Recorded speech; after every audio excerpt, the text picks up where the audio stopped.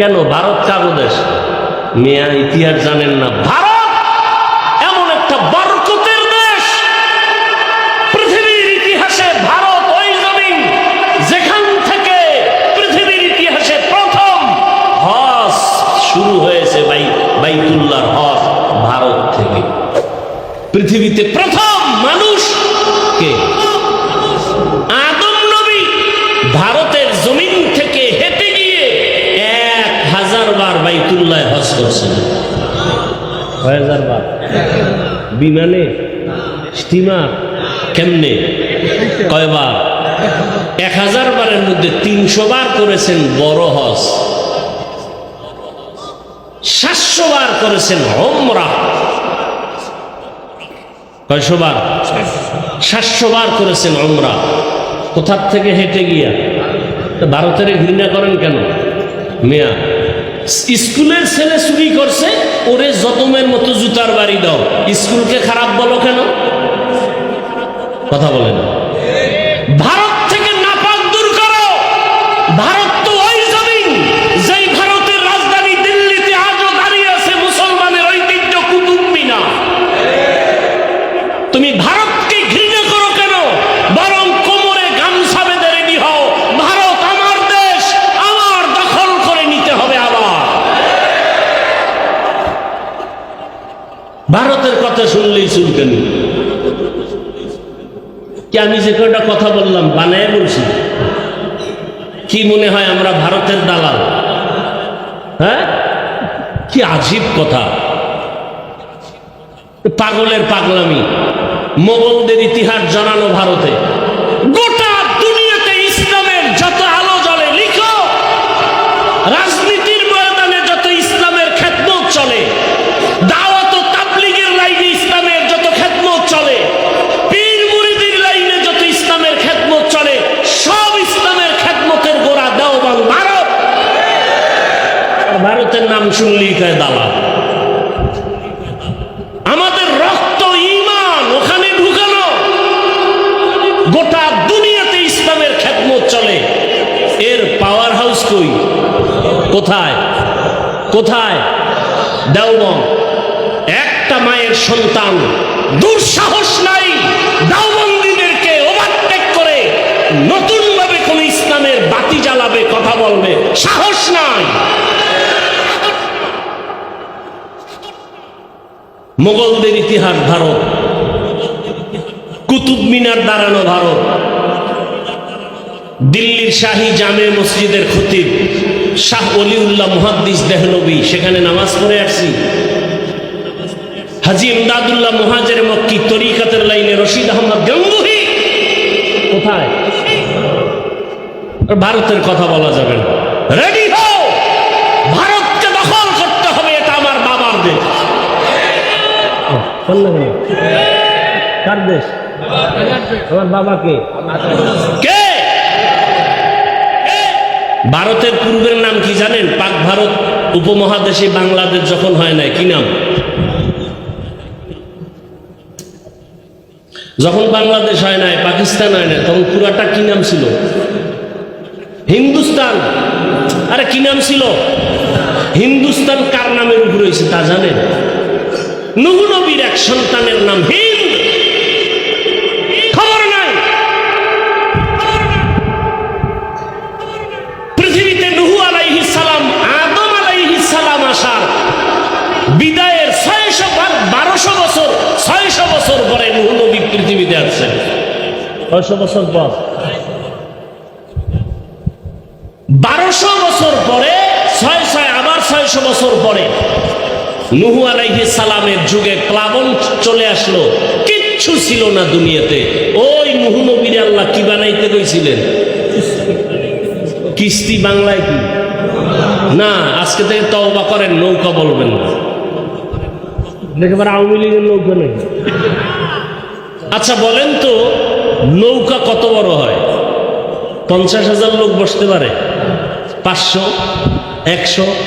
তাহলে নূহ আলাইহিস সালামের ওই যেই বস্তুটা বানাইতে বললেন, কিস্তি ধরেন, এর মধ্যে 40 জন মুমিন ছিল না?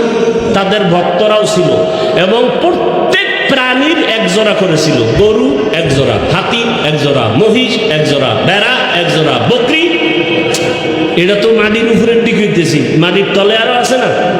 নূহ আলাইহিস সালাম এগুলো যে লইলেন, এটা কি একটা নৌকায় হয়?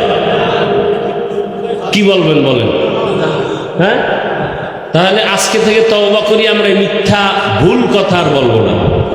নূহ আলাইহিস সালাম কি বানাইছেন বলেন? জাহাজ। বলেন কি? এরপরে তো ঐতিহাসিকরা তার ব্যাখ্যা কত বড় বানাইছেন, কত ফিট, এগুলো তো আছে। কোন কোন এলাকার তক্তা মক্তা আইনে বানাইছেন, এগুলো আছে। তো নৌকা বলেন কেন? কে শিখাইল এই নৌকার কথা? আওয়ামী গেলাম। নূহ নবীর কি বলেন সবাই? আমি কি ভাই অযৌক্তিক বলছি? কি আপনার যুক্তিতে ঢুকছে? কি ওটা নৌকা ছিল? কি ছিল? জাহাজ। ছোট না অনেক বড়? অনেক বড়। ওই জাহাজের মধ্যে 40 জন মুমিন, তাদের ভক্ত এবং নূহ নবীর 3 সন্তান ছিল, হাম, শাম, ইয়াফাস। ইতিহাস পড়েন। নতুন করে রব্বুল আলামিন পুরা পৃথিবীটাকে সাজাইলেন ওই 3 সন্তান দিয়া। শাম চলে গেলেন সিরিয়ায়, ওই বর্তমান সিরিয়া, সেই সময়ের নাম কি? শাম। তারে দিয়া শাম দেশ সাজাইছে। নূহ নবীর যেই ছেলের নাম ইয়াফাস অথবা হাম, এর আরেক নাম হিন্দ, ওই নামে হিন্দুস্তান তৈরি হয়েছে। তাহলে হিন্দুস্তান দেখেন তো। এজন্য নূহ নবীকে বলা হয় আবুল বাশারে সানি, দ্বিতীয় আদিপিতা। দ্বিতীয়, প্রথম আদিপিতাকে পৃথিবীতে নতুন করে আবার পুরো পৃথিবী সাজলো কার সন্তানের দ্বারা? নূহ আলাইহিস সালামের। এই জন্য তাকে বলা হয় আবুল বাশারে সানি। তাহলে ভারত কি হিন্দুদের দেশ? কি আজীব কথা! আমার বাবার দেশ, কথা বলেন, আমার দাদার দেশ। অতএব রেডি থাকবেন, ভারতের বিরুদ্ধে নয়। ভারতে উল্টা পাল্টা থাকলে সাইজ করো। আর ভারত আমার বাবার দেশ, আমাদের ইমানের ঘাঁটির দেশ, মুসলমানের ইতিহাসের দেশ। আবার ওই দেশ আমাদের দখল করতে হবে। এবার বলো আমি ভারতের দালাল।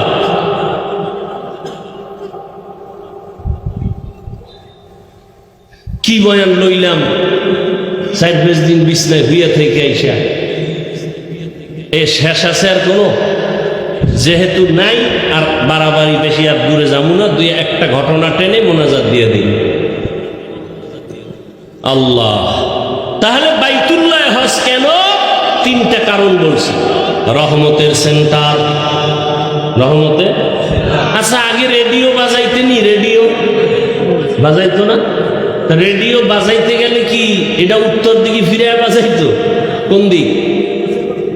না না, কোথায়? আরে ভাই বলেন না, মুরব্বীরা রেডিও বাজাইতো ঢাকার দিকে ফিরে রাখতো মুখ। সত্য কথাটা বলতে সমস্যা কি? কোথায় ফিরে রাখতো? কেন? সেন্টার কোন? ঢাকা। কুমিল্লা চ্যানেল দিলে কুমিল্লা, কথা ঠিক না? খুলনা বেতার দিলে খুলনা। খুলনা বেতার সেন্টার খুলে যদি এবার ঢাকার দিকে ফিরায়, আওয়াজ হয় না, বউ বউ করে। তাহলে ঢাকার দিকে রেডিও সেন্টারের মুখটা ফিরায় কেন? ওখানে হলো মূল চ্যানেলের সেন্টার, কথা ঠিক? আচ্ছা, আমার আল্লাহ কয়জন? কোথায়? জমিনে নাই। হ্যাঁ, কোন দিক? পশ্চিম। আল্লাহ কি পশ্চিমে? পূবে নাই, দক্ষিণে নাই, তো পশ্চিম দিকে ফিরে নামাজ পড়েন কেন? হ্যাঁ, আল্লাহ কি কাবায় বয়ে রয়েছে? তো হ্যাঁ, সেখানে কেন? এই যে একটু আগে কি বলছি, রহমতে। এখন তো মূর্তি পূজারীরা কয় আমরা একটা মূর্তি বানাইয়ে এটার একটু সামনে বসায় পূজা করি, সরস্বতী পূজা করি, দেবদেবীর পূজা করি, এটারে তোমরা শিরক বলো। তোমরাও তো একটা পাথরের ঘরের দিকে ফিরে পূজা করো, বলে না বলে না? হ্যাঁ, কত কথা। আমরা পূজা করি না, আল্লাহর গোলামি করি। কার গোলামি করি? আল্লাহর গোলামি করি। এই জন্য কেউ যদি কেবলা হারিয়ে পূর্ব দিকে ফিরে নামাজ পড়ে, হবে কি না? হবে না? হবে। আল্লাহর গোলামি করি। এই জন্য কেউ যদি রোজার হালাতে ভুলে পেট ভরে খানা খায়, রোজা যাবেনি? যাবে না। কেন? আমরা আল্লাহর গোলামি করি। আমরা পাথরের পূজা করি না, আমরা আল্লাহর গোলামি করি।